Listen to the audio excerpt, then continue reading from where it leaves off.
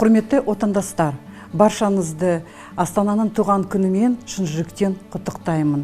Баршаңызға тек қана жақсылық тілеймін. Добрый день, уважаемые дорогие соотечественники. Вы находитесь в проектном офисе историко-культурного центра будущего музея-заповедника Базок. Я очень рада вас приветствовать в нашем проектном офисе и искренне поздравляю от имени всех участников интересного такого стартапа по восстановлению, сохранению, развитию, популяризации историко-культурного наследия, которое находится на территории нашей любимой столицы. Поздравляю вас всех с Днем столицы. Что такое столица для каждого казахстанца?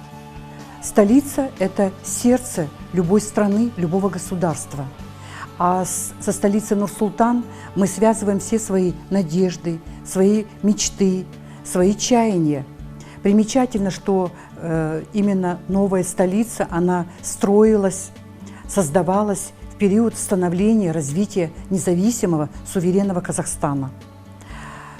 Сегодня уже Нур-Султан, город Нур-Султан, известен всему мировому сообществу как интересный, молодой, современный город, культурный, духовный центр. Именно в нашей столице проходят многие значимые культурные события, духовные события, съезды религиозных конфессий, съезды учителей, экономические форумы. Но мало кто знает, наверное, что все-таки наша столица должна войти, помимо тех примечательных новых веяний, которые вобрала в себя новая столица, мало кто знает, что у нее очень богатое историко-культурное наследие. В 90-е годы, когда шли такие горячие дискуссии о переносе столицы, именно в тот период заговорили о том, что это не только Целиноград, это не только Ахмола. У города Нур-Султан, у новой будущей столицы есть древняя, богатая история, что именно на территории города Нур-Султан между селами Ильинка и Караоткель находилось древнее городище Базок со своей историей. В 1998 году здесь проходили уникальные археологические исследования под руководством известного профессора, ученого Кемаля Акишевича Акишева, который впервые рассказал об уникальных находках древнего городища Базок. Но о том, что на этой территории находится средневековой город, говорили об этом еще и ранее. Это в исторических архивных документах горного инженера Шенгена, краеведа Семенова и во многих других документах. Я только лишь скажу о том, что, обратите внимание, что идея сама создания национального парка, где центром будет именно реконструкция древнего городища Базок, она принадлежит, конечно же, самому профессору Кемалю Акишевичу Акишеву, одному из основателей Казахстанской школы археологии. Мы очень рады, что именно идею воссоздания древнего городища Базок поддержал первый президент нашей страны Нурсултан Абишевич Назарбаев, который, как вы знаете, очень трепетно относится к историко-культурному наследию. Именно благодаря этой инициативам Елбасы была поддержана и реализована в жизнь уникальная программа «Мадини Мура» по сохранению памятников историко-культурного наследия. Это не просто памятники. Каждый памятник историко-культурного наследия, он является духовной сокровищницей. Именно он является для нас всех, казахстанцев, духовной подпиткой. А уже при выходе, когда уже была одобрена идея о создании национального парка с воссозданием древнего городища Базок и созданием исторических поселений, то как раз именно это был период, когда реализовывались первые шаги программы, уникальных двух программных статей Елбасы, это «Рухани Жаңғыру» и «Семь граней Великой степи». Именно тогда заново вернулись к исследованным археологическим документам, вернее, архивным документам, исследованиям, которые находятся в Евразийском национальном университете, конкретно в научно-исследовательском институте имени Кемаля Акишева.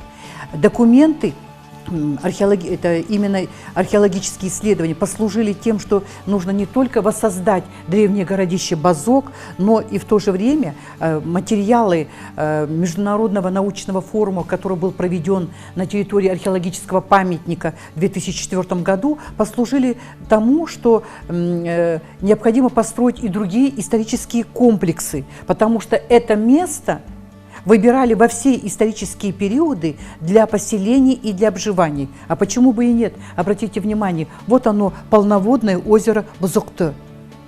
Оно и это всегда вызывает удивление. Вот эта вся заповедная зона. Вы сейчас можете приехать туда и посмотреть. Здесь огромное количество лебедей. Многоголосие различных птиц просто удивляет и поражает. Поэтому это место просто уникальное. А вот начиная вот с вот этой территории, где проходили археологические раскопки, посмотрите, вот эта вся эта ось, мы ее называем градообразующей осью, она идет по аллее Маншылдык. Сейчас это называется аллея Нурлужол. Это действительно дорога, которая идет практически к самой Ахорде. Получается, столица выбрала такое красивое место, которое всегда было интересным и привлекало внимание всех наших предков во все исторические периоды. Итак, сегодня мы встречаемся с вами накануне Дня нашей любимой столицы. Непростое время. Мы встречаемся в условиях пандемии. Но хочу сказать, что всегда наш народ славился тем, что духовный стержень он всегда подпитывал из духовных материалов.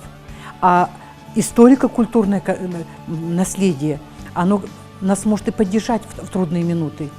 Читая исторические материалы, материалы ученых, литературу, мы еще раз убеждаемся, что через каждые 100 лет человечеству дается такой вызов.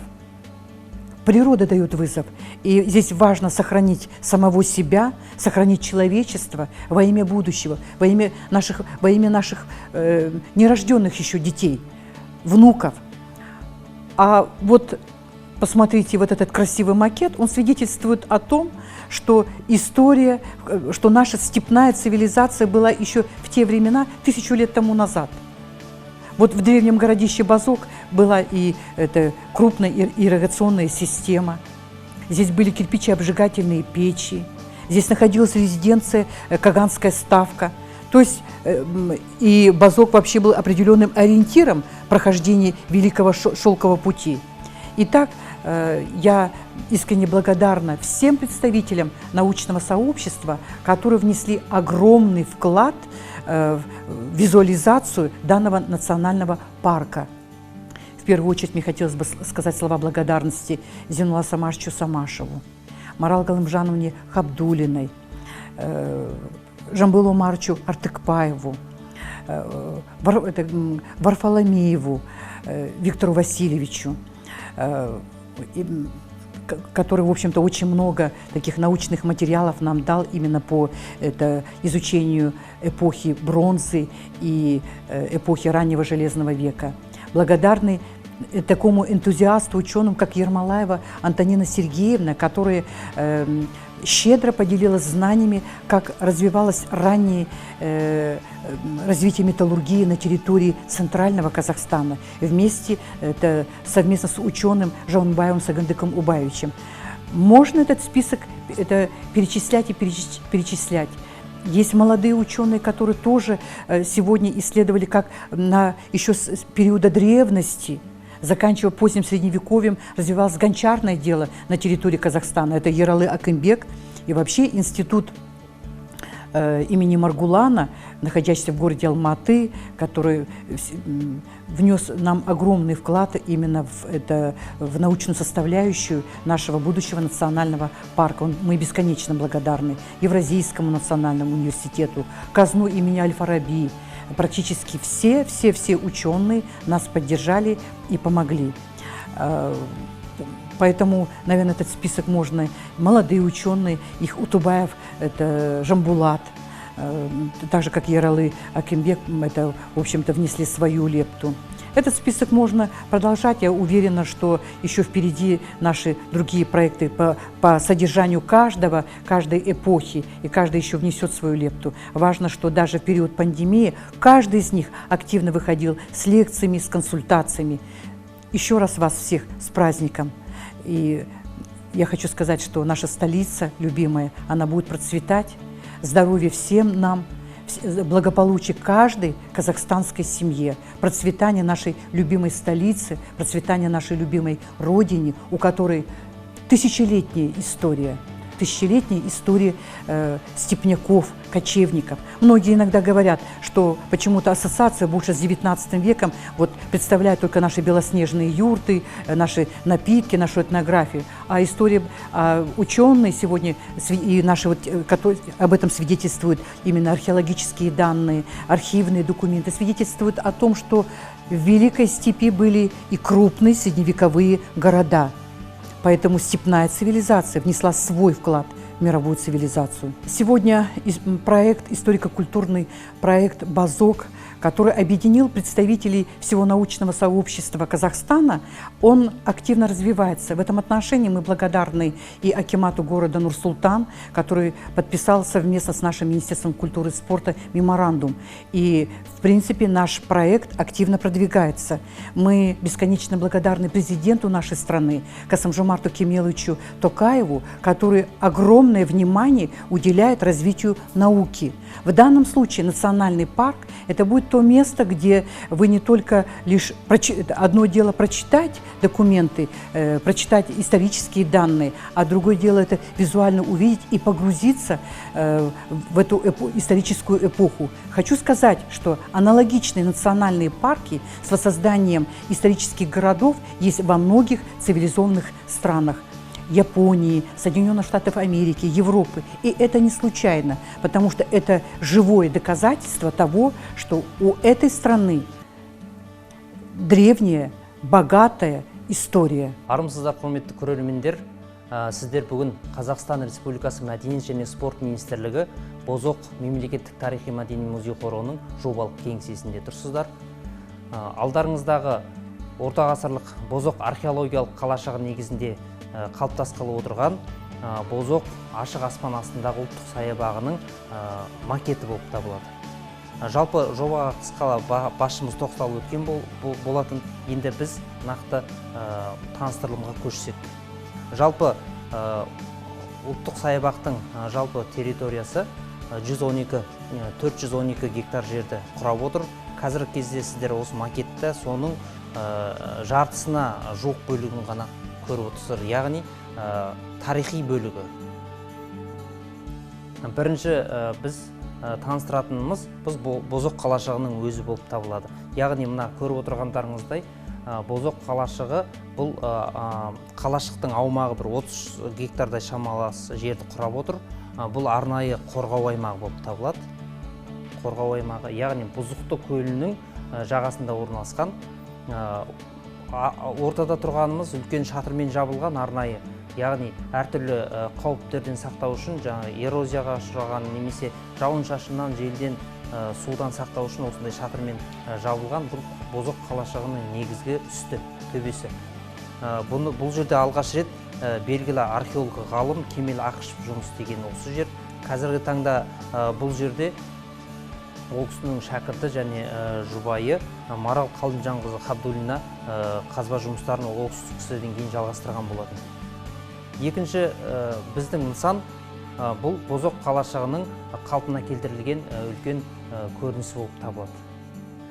Бұл Бозоқ қалашығын қалпына келтіруде біз белгілі ғалым Евразия ұлттық университетіндегі Кемел Ақышев атындағы археология институтының директоры, тарих ғылымдарының кандидаты, белгілі археолог, ғалым осы Бозоқ қалашығын соңғы кездері Кемел Ақышевпен бірге бастап, қазірге дейін осы басқасында жүрген ғалым Марал Қалымжанқызы Қабдуллинаның арнайы кеңесімен, ол кісімен кеңесе отырып, біздің дизайнер, архитекторлар, тарихшылар бірігіп осы қаланың макетін жасаған болатын. Бұған тереңірек тоқтала кетсек, мына көріп отырғандарыңыздар жалпы қалашық үлкен орынмен қоршалған. Және мына көріп отырған кішкене төртбұрыш бұл қағанның сарайы, жазғы қағанның сарайы болып табылады. Мына жерде қағанның адамдарды қабылдайтын жері және канцеляриясы деген сияқты құжаттармен айналысатын жерлер және арнайы күтушілер орналасқан жер. Екіншісі мынау ормен қоршалған бұл ғибадатханасы, яғни ғибадатхана ерте түркі кезеңіне тән ғибадатхана. Бұл да арнайы қоршаулармен және ормен қоршалған. Ортада тұрған бұл үлкен мұнара, Қарауыл мұнарасы. Бұл деректер бойынша Ұлы Жібек жолының бір тармағы Есіл Нұра өңірлеріне келген, осы арқылы солтүстікке керуен жері өткен. Осыдан Қарауыл мұнаралар осыған байланысты қойылып, жан-жақта бақылап отыратын арнайы орын болған. Оның жанында арнайы жем дейді, яғни қазіргі тілмен айтқанда почта. Почта бұл арнайы осы мемлекеттің әр өңірлеріне хат жіберіп отыру үшін және басқа көрші мемлекеттермен хат алмасып, арнайы байланыс орнатып отыру үшін осы жерлерде шабармандар осы жерге аттарын қойып, жеке хат алмасатын арнайы орталықтар жұмыс істеп тұрған болады. Келесі кезекте біздің үшінші нысанымыз бұл визит орталық, яғни Бозоқ осы жобасының визит орталығы. Бұл визит орталығының жалпы көлемі 7000 квадрат метрден астам жерді құрап отыр. Визит орталықтың негізгі архитектурасы бұл Қазақ хандығының қалалары Сауран, Сығанақ, Сарайшық және де басқа Түркістан сияқты қалаларының негізінде алынып отыр. Осылардың әр атрибуттары көрсетілген. Яғни қала цитадельден, Шахристаннан, Рабаттан тұрады. Қаланың мынау осы бөлшегінде арнайы үлкен көрме залдары орналасады, Қазақ хандығына арналған. Және мынау бөлігінде, Рабат бөлігінде арнайы кеңселер және ғылыми қызметкерлердің отыратын жері, арнайы фонд қызметкерлерінің отыратын фонд бөлімі осы жерде орналасады, арнайы ғылыми кітапхана орналасады. Ал мына бөлігі шеберханалар орналасады. Әртүрлі бағытта шеберханалардың көрмелері, шеберханалар, ұстаханалар отыратын жері осы жерде орналаспақ. Жалпы қалашықтың кіреберіс қақпада орналасқан және жанында арнайы саябақтар, шағын саябақтар орналасқан және кішігірім арт жағында саябақтар, көлге шығатын жері бар. Қалашық 4 кіреберістен, шыға берістен тұрады. Бірінші бұл кіреберістің біреусі жанындағы кішкене саябақта орналасқан киіз үйлерге, яғни хан сарайларын алып келеді. Өз көптеріңіз білесіздер, орта ғасырда арнайы қалалардың жанында хандар демалатын арнайы орындар болған. Яғни көшпелілер әрқашан қалада өмір сүрген жоқ, онымен бірге қаланың сыртында да болды. Соны біз көрсету мақсатында арнайы кішігірім хан ордасы, осындай хан ордасы тәріздес киіз үйлерді орналастырып отырмыз. Арнайы алтыбақан, демалатын орындар, саябақ осы жерде орналасады. Осыдан кейінгі кезекте біз хронологиялық тәртіппен келесі дәрісімізді бастаймыз. Өздеріңіз білесіздер, ат жалын тартып мінген азамат, ол өскелең ұрпақты қорғайтын мықты азамат болып табылады. Яғни ат ердің қанаты дейді. Бала атқа мінгеннен бастап ол жігіт болып табылады. Ендігі келе көретіндеріңіз бұл Ботай мәдениеті. Яғни енеолит кезеңіне жататын Ботай мәдениетінің жалпы аумағы Қазақстанның солтүстік Қазақстан территориясы, жаңағы Ақмола облысы территориясын қамтып жатқан үлкен мәдениет. Бұдан байқайтынымыз әлемде ең алғаш рет жылқы малын қолға үйрету осы жерден басталған екен. Яғни белгілі ғалым Виктор Федорович Зайберттің осы 30 жылға жуық уақыт қазбалары нәтижесінде әлемде осы жылқы малы осы жерден табылғанын ол кісі дәлелдеп отыр. Енді шағын толығырақ таныстыра кетсем, мына жерде яғни үйлер жартылай жертөлелерде орналасқан. Осы үйлер жертөлелерде орналасқан үйлер арнайы араларынан қуыстар, яғни коридорлар арқылы бір-бірімен байланыс жасап отырады. Арнайы ағаш қоршауларымен орналасқан, яғни далалы және орманды алқапта орналасқандықтан бұл жақта көбінде ағашты өте жақсы пайдаланған. Және де арнайы жылқы ұстайтын, мал ұстайтын және басқа малдар ұстайтын алаңдар орналасқан. Одан кейінгі кезең бізде ерте темір дәуірі болып табылады. Ерте темір дәуірінде бізде сақ кезеңі және ғұн, сармат және үйсін кезеңдеріне бөлдік. Оның ішінде қазір көретіндеріңіз бұл ғұн сармат кезеңіне жататын екі нысан бар. Бұның біріншісі міне шамамен қалпына келтірілген орынмен қоршалған арнайы ғұндардың қалашығы.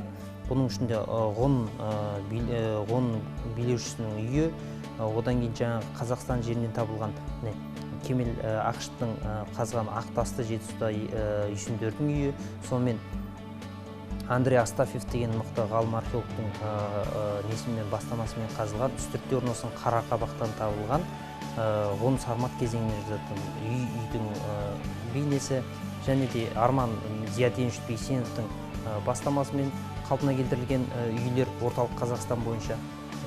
Екіншісі, бұл жердің ғұндардың екінші бір сармат кезеңінің бір нысаны.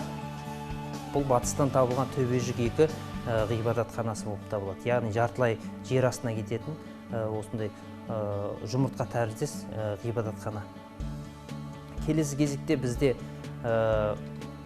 үлкен антикалық мәдениеттің үлкен көрінісі, яғни қазақ жеріндегі антикалық мәдениеттің үлкен көрінісі болып табылатын бұл Шірік-Рабат мәдениеті болып табылады. Яғни қазақ жерінде тек қана көшпелі мәдениет емес, отырықшы, жартылай көшпелі және көшпелі мәдениет қалыптасқан. Соның бірі Сырдария Арал өңіріндегі Шірік-Рабат мәдениеті. Яғни бұл жерде бұл көріп отырғандарыңыз Баланды Бәбіш Мола қалашығы. Бәбіш Мола қалашығының жалпы қалпына келтірілген шағын көрінісі. Бұның ішінде міне донжоны, донжонның ішінде яғни әскерилер тұратын үй, яғни жан-жақты барлап отыратын жер. Сонымен қатар арнайы дуалдарымен қоршалған. Бұл дуалдың әрқайсының ұзындығы 100, былай 100 метр, 100, яғни 4 бұрыш болып келеді 100 метрден, және қабырғаларының жалпақтығы 5 метрге дейін жеткен. Ішінде арнайы билеушінің үйі орналасқан. Бұның өзі арнайы орлармен, жаңағы негізгі қамалдармен салынған. Және бұл жерге біз ойластырғанбыз жаңағы көшпелі отырықшы мәдениеттің үйлері, немесе арнайы шенді басшылардың үйлері орналасқан. Сонымен қатар келесі көретіндеріңіз бұл түркі кезеңіне жатады, яғни түркі әлеміне ауыссақ. Біріншіден ең үлкен бұл нысан белгілі археолог ғалым Зейнолла Самашевичтің бастамасымен Шығыс Қазақстан облысынан табылған түркілердің діни ғұрыптық кешені. Бұның аты Елеке сазы 2 деп аталады. Бұл діни ғұрыптық кешенінің арнайы кіреберіс есігі болады. Кіреберіс есігінде арнайы мифтік жануарлар орналасқан, және одан кіреберісінде арнайы балбал-тастар. Мына жерде түркі қағанның тастары, неше түрлі қой тастар, әртүрлі балбал-тастар орналасады. Одан ішіне кіргенде ортасында үлкен объекті болады, жаңағы тау бету объектісі, жан-жағынан айланып былай шығатын жер. Бұл арнайы осы Қазақстаннан тұңғыш табылған ерте түркі дәуірінің ғибадатханасы болып табылады. Екінші кезекте өздеріңіз білесіздер, түркі кезеңінде сарайлардың, қоныс кешендердің, қамалдардың бірнеше түрі болған. Оның бірі төрткүл тәріздес қамалдар, бекіністер. Бұл Қазақстанда өте көп кездеседі, әсіресе оңтүстік және орталық Қазақстанда. Бұл қамал бекініс төрткүл деген жүз 4 бұрыш, жан-жақтан мұнаралар орналасқан. Әр жердің үстінен кіретін есігі, және ішінде қағанның үйі, және басқа да билеушілердің үйлері орналасқан. Міне екінші түркі кезеңіне тән үлкен бір ескерткішіміз бұл үлкен саябақ. Яғни бұл Қызылорда территориясында орналасқан Жент қаласына табылған үлкен саябақ қалпына келтіргіміз келіп отыр. Яғни бұл жалпы айтқанда Орта Азиядағы үлкен ежелгі саябақ болып табылады. Бұндай альтернативный, бұндай әлі ешқандай табылған жоқ. Оған кіреберіс жерде біз кіреберісінде біз көшік тәріздес, көшік деген жаңағы бекініс қамал тәріздес, көшік тәріздес кіреберісінде ғимараттың нұсқасын ұсындық, осыны қойғалы отырмыз. Жалпы осылай міне келесі түркі мәдениетінің жалғасы бұл екі ескерткіш, бірі оңтүстік Қазақстаннан, бірі орталық Қазақстан табылған. Бұл Домбауыл діни ғұрыптық кешені, міне бұл ерте исламнан бұрынғы дәуірлерге жататын кешен. Екіншісі Сараман Қоса мұнарасы. Бұны біз осы екі ескерткішті түркі кезеңіне қосуды жөн көріп отырмыз. Жалпы өздеріңіз көріп отырған Бозоқ археологиялық қалашығы негізіндегі ашық аспан асты ұлттық саябағы бұл жалпы еліміздегі ғана емес, сонымен қатар Орта Азиядағы жалпы үлкен жобалардың бірі болып табылады.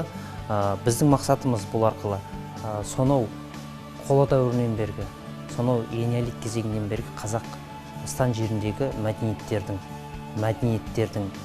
тарихы, этнографиясы, олардың қалай өмір сүргені, соның барлығын жанды музей ретінде көрсету болып табылады. Осыған орай бізде сіздерге таныстырған әр функционал жеке жанды музей ретінде көрсетіледі. Мысалы алғанда, мысалы мына Бәбіш Мола қаласын алатын болсақ, бұның ішінде музейлік құрылымы өз алдына жеке, бұның ішінде қонақ үй болуы мүмкін, мүмкін біреусі ұсталар отыратын жер болуы мүмкін, мүмкін біреуінде жаңағы шығырлар мен арнайы керамика өндіретін адамдар отыруы мүмкін. Осы арқылы біз сол кездегі мәдениетті жанды түрінде көрсете аламыз. Және әр келушілер осыған өзі сол әлемге енгендей сезінетін жаңа бір дүние алып келеміз. Бұл бір жағынан бұл жоба тек музей бағытында емес, бұл елордамыздың маңайынан ашылған жалпы тарихты бір жерге шоғырландырып көрсететін, жалпы идеологияның жаңа қырынан серпін беруге өте мүмкіншілік жасайтын жоба. Біріншіден, кез келген Қазақстан жеріндегі үлкен ескерткіштерге қазір коммуникация жақсы әлі жетіле қоймаған, өкінішке орай. Соны біз бір жағынан соған сілтеме беріледі, екінші жағынан сол ескерткіштің қалпына келтіру жұмыстары жасалынады. Бұл бір жағынан алғанда үш жұмысты бірдей алып жүретін үлкен жоба болып табылады. Бізде сонымен қатар бұл қаланың тарихи бөлігіне қосатын басқа да ескерткіштер бар. Ол әлі мына жерге әлі қойылған жоқ.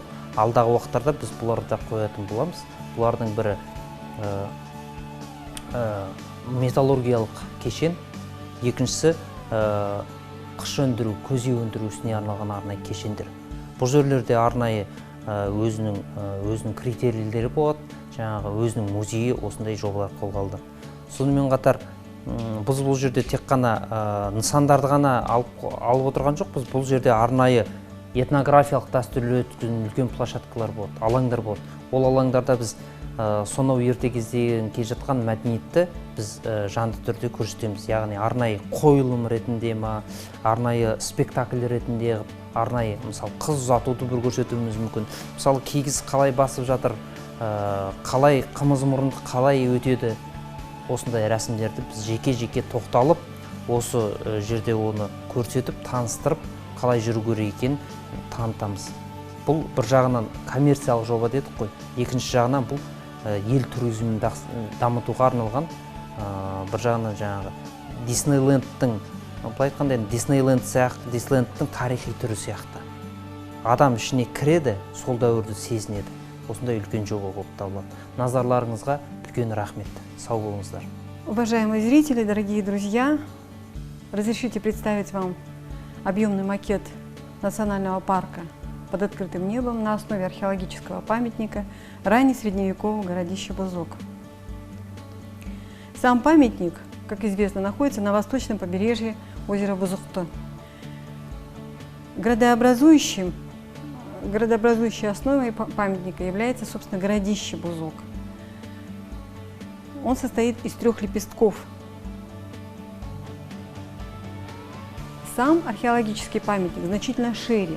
Здесь мы имеем агроирригационные сооружения, которые возникли в Средневековье. Территория памятника окаймляется искусственным каналом, который идет от южного берега к ближайшей озерной западине. Предусматривается, что археологический памятник городище Бузок будет закрыт вот таким вот куполом. И поскольку это самый главный объект в национальном парке под открытым небом, предусматривается его историческая реконструкция. Согласно археологическим исследованиям, городище Бузок имел такую вот трехлепестковую структуру. Надо сказать, что само расположение города, его архитектура, она аналогична очень многим городским памятникам раннего Средневековья, которые были обнаружены на территории Монголии, Тувы и Восточной Европы.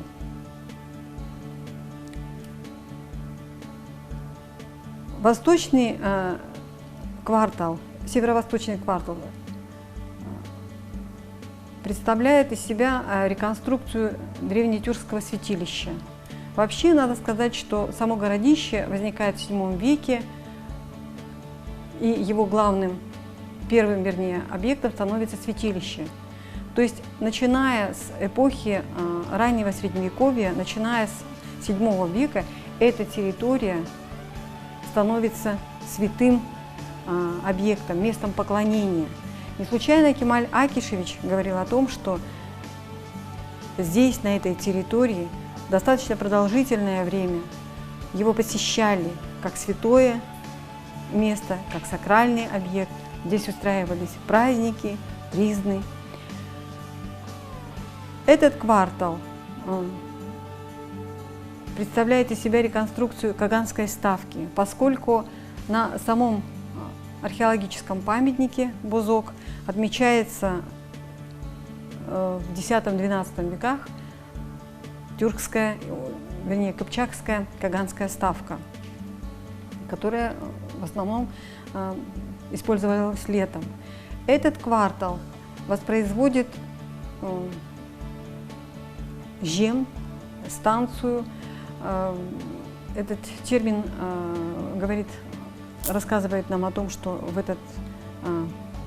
период раннего Средневековья, учитывая активную торговую караванную трассу, необходимы были специальные станции, на которых можно было поменять коней, встретиться и обменяться товарами торговцами и так далее.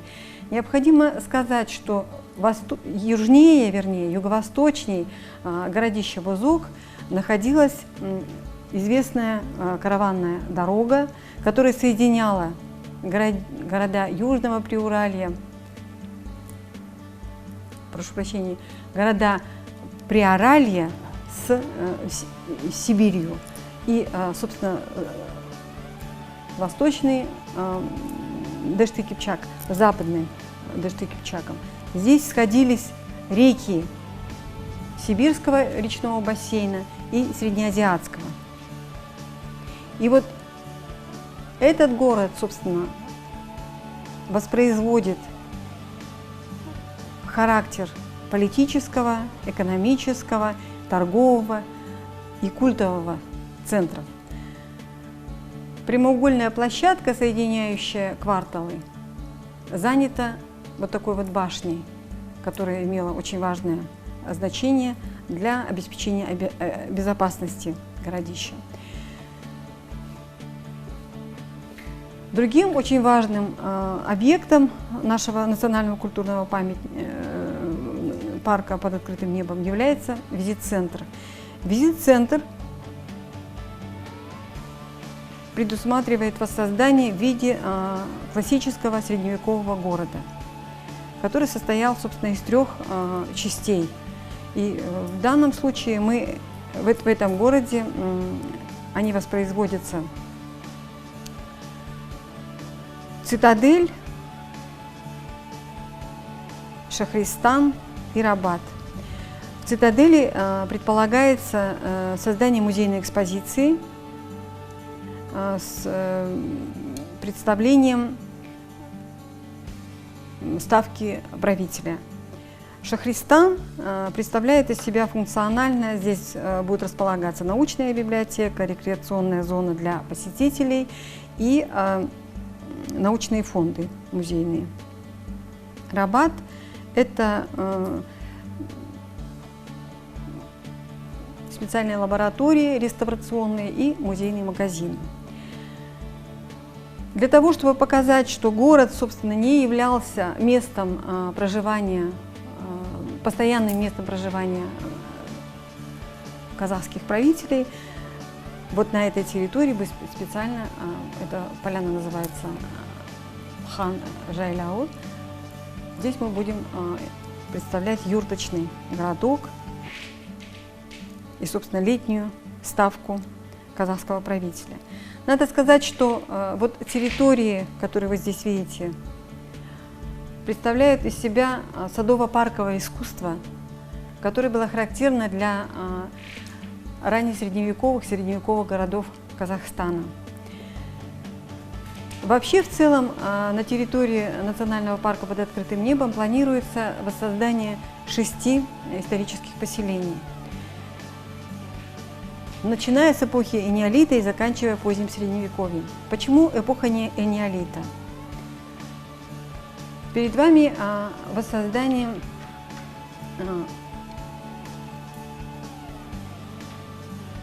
ботайского поселения эпохи меднокаменного века. Что такое Ботай? Ботай – это прежде всего история доместикации лошади, история возникновения и формирования, собственно, всаднической культуры. Ученый, открывший этот памятник, доктор исторических наук Виктор Федорович Зайберт, утверждает, что на этом поселении были впервые найдены глиняные сосуды с остатками молочной пищи из кобыльего молока. Ботай – это кумыс, Ботай – это кумысный праздник, Ботай – это история возникновения и развития всаднической культуры. Надо сказать, что на самом деле на ботайском поселении по исследованиям ученых было обнаружено более 70 жилых и производственных конструкций. 15 из них было достаточно хорошо изучено. Жилища на Ботае имеют в основном вот такую вот округлую в плане пятиугольную, многоугольную форму, а также квадратно-подпрямоугольную в плане.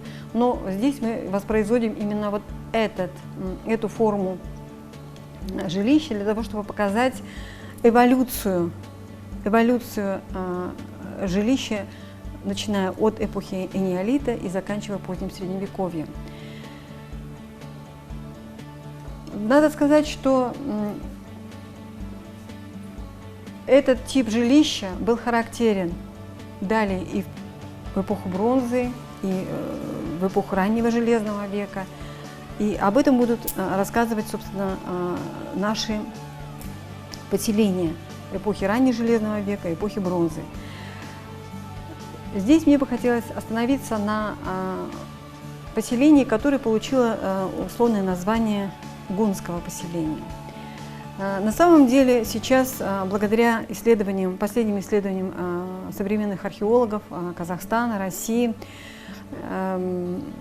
зарубежья дальнего, известны десятки гунских поселений, хуннусских поселений, которые обнаружены на территории Центральной Азии, Монголии, России, Прикаспийского Дагестана. На территории Казахстана обнаружены отдельные жилищные комплексы гунно-сарматского периода. Объекты, которые здесь представлены на условно-гунском поселении, воссозданы по историческим свидетельствам античного периода, по боярской писанице. Этот объект, собственно, является исторической реконструкцией, которую предпринял Кемаль Акишевич Акишев по Усуньскому памятнику Актасты. Далее мне хотелось бы обратить ваше внимание на еще один очень интересный памятник раннежелезного века, на самом деле раннего периода, раннежелезного века. Это, собственно, Кёшк, это укрепление, крепость, обнаруженная на территории Южного Казахстана. Этот объект относится по своим характеристикам к известной очень чирикабадской культуре. И Бабиш-Мола, городище, культовый объект раннего периода, раннежелезного века. Это опять-таки Кызылординская область, Южный Казахстан. Переходя к следующему периоду, к тюркскому, я хотела бы обратить ваше внимание на несколько объектов. Во-первых, на храмовый комплекс, который находится на генеральной градообразующей оси, начинающей от археологического памятника раннесредневекового городища Бузок и заканчивая, это градообразующая ось, на самом деле, как вам уже сказали, заканчивается монументом Казах Елі. Так вот, на этой градообразующей оси очень важное значение имеет этот памятник, культовое храмовое сооружение. Оно воссоздается по образцу археологического памятника Елі-Кесазы, который был обнаружен на территории Восточного Казахстана. Несколько назад вернусь. Этот памятник относится точно так же, как и этот объект. Он воссоздается по археологическим памятникам гуно-сарматского периода. Перед вами культовое сооружение, храм Тубежик-2. Памятник был обнаружен на территории Западного Казахстана, Мангыстау. Культовое сооружение, точно так же вот здесь перед вами макет культового сооружения раннетюркского периода Домбаул и башня Сараман-Коса, которая была обнаружена на территории Южного Казахстана. Этот объект Домбаул находится на территории Ултауского района Карагандинской области в Центральном Казахстане. Собственно, весь макет, воссоздающий в большей части будущий национальный парк под открытым небом, главной целью этого проекта является репрезентация степной цивилизации, отражающейся вот во всех этих памятниках, воссоздающих различные этапы возникновения, развития заднической культуры на территории Казахстана. Надо сказать, что в современном политическом, научном и культурном дискурсе нашей страны отношение к культурному наследию как к очень важному ресурсу для не только репрезентации историко-культурного наследия, а прежде всего для понимания, осмысления истории, культуры нашей страны. Мы должны понимать, от чего мы отталкиваемся и какой итог мы сегодня должны иметь. Глядя на все эти объекты, надо сказать, что прежде всего в степной цивилизации главным законом, главным императивом было гостеприимство. Именно поэтому мы здесь наблюдаем вот эту эволюцию, эту преемственность тех культурных стандартов, которые были обнаружены еще в эпоху меднокаменного века. Мы эту традицию и эту эволюцию не должны утратить. И я надеюсь, что этот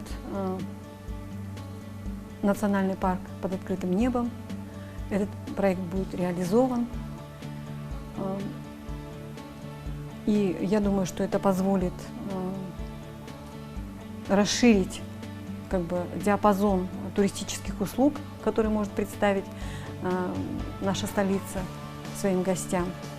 И это, собственно, позволит развить туристскую дестинацию, главным объектом которой является археологический памятник раннесредневековое городище Бузок. Спасибо.